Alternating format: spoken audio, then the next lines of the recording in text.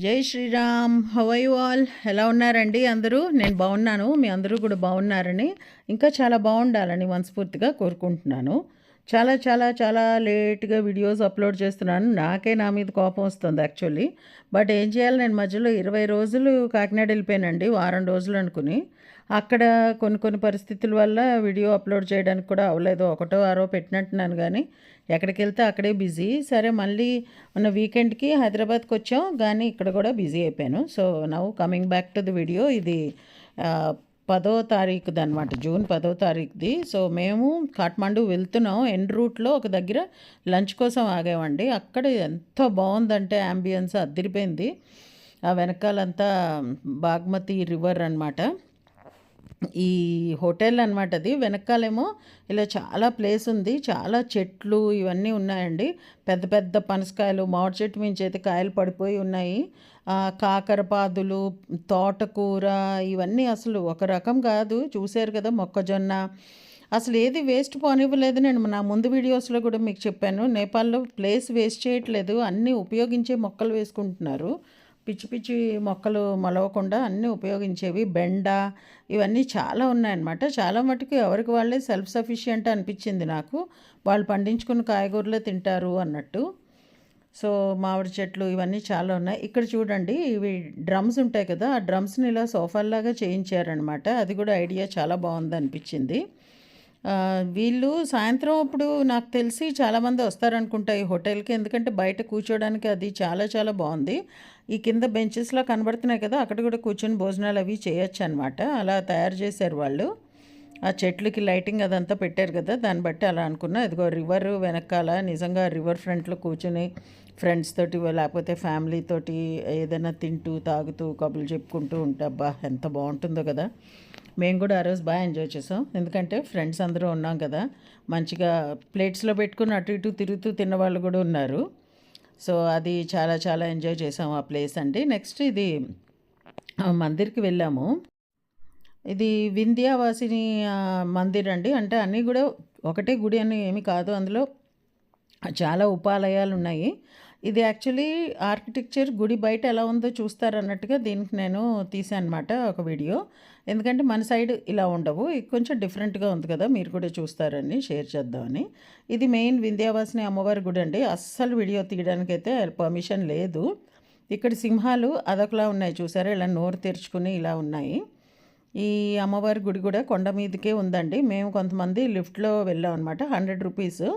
కొంతమంది మెట్లెక్కి వచ్చేసారు, ఎవరి ఇష్టం వాళ్ళది. మాకైతే లిఫ్ట్ అవైలబిలిటీ ఉంది కదా, ఇంకెందుకులే 100 రూపాయలే కదా అని ఇచ్చేసాము.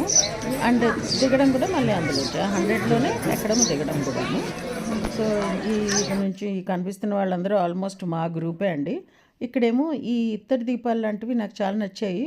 అవన్నీ ప్లాట్ఫామ్ మీద ఫిక్స్ అయిపోయి ఉన్నాయండి, చాలా బాగున్నాయి కదా అనిపించింది. ఎక్కడైనా అమ్ముతారేమో కొనుక్కుందో అనుకున్నాం, కానీ ఎక్కడ కనిపించలేదు మాకు.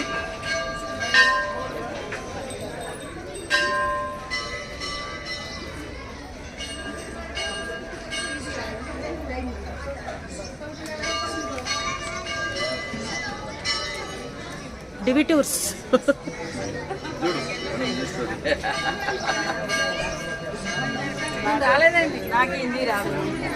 ఇప్పుడు వచ్చారు వచ్చారు వచ్చారు సరస్వతి మాత.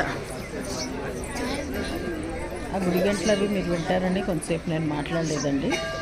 సో ఇక్కడ సరస్వతి అమ్మవారి గుడి అనమాట ఇది. సో అన్నీ మ్యాక్సిమం క్యాప్చర్ చేయడానికి ట్రై చేసాం. బట్ వింధ్యావాసిని అమ్మవారు అయితే ఎంతో ఎంతో ఎంతో బాగుంది. బట్ అన్ఫార్చునేట్లీ మాకు వీడియో తీయడానికి పర్మిషన్ లేదు. ఇది కొండ మీద కదా, ఇది కూడా చూడండి మొత్తం 10 లైన్ల నుంచి కనబడుతుంది. ఇది గుడికి ఎంత పడ్డారు. నేను కొంచెం అటు ఇటు తిరిగి వీడియో తీసుకోవడంలో కొంచెం స్లో అయిపోయాను అనమాట. సో వాళ్ళతో జాయిన్ అయిపోయాం, ఎందుకంటే మా వాళ్ళు 40-50 మంది ఉన్నారు కాబట్టి ఒకళ్ళిద్దరు ఇంక్లూడ్ అయిపోతే పెద్ద ప్రాబ్లం కాదు. అసలు ఎవరు కూడా అక్కడ ఎందుకు వచ్చారు, ఎందుకు మధ్యలో దూరారు, బయట ఎవరు అయితే మాట్లాడలేదు. నిజానికి మనకైతే పెద్ద పెద్ద గొడవలు అయిపోతాయి ఇక్కడ. ఇది వినాయకుడు అండి. చాలా మటుకు హనుమంతుడు, వినాయకుడు అలా అందరి దేవుళ్ళు ఉన్నారు.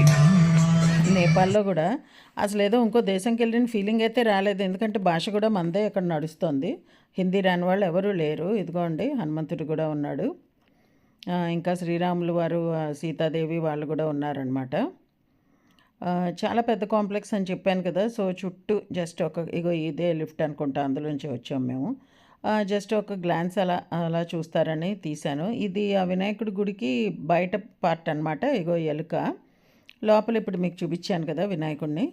సో, అక్కడే మళ్ళీ ఇంకా ఒక చిన్న మందిరంలాగా ఉంది. అందులో లక్ష్మీనారాయణులు ఉన్నారు, శ్రీరాముడు, సీత ఉన్నారు, ఇంకా కృష్ణుడు, రాధ కూడా ఉన్నారనమాట అండి. ఇక వీళ్ళు రాముడు, సీత అంటే లక్ష్మణుడు, హనుమంతుడు లేకపోతే అదేంటి వీళ్ళిద్దరే ఉన్నారు అన్నట్టు అనిపించింది నాకైతేను. సో, ఇదనమాట అండి. చాలా చాలా బాగా జరిగింది మా నేపాల్ ట్రిప్. ఇంకా ఇంకా కూడా దాని గురించే మేము మాట్లాడుకుంటున్నాము. సో, అంత ఎంజాయ్ చేసాం ట్రిప్. సో, ఇదండి ఈరోజు మా వీడియో మీకు నచ్చిందనుకుంటా. నచ్చితే please like, share and subscribe to my channel Varahi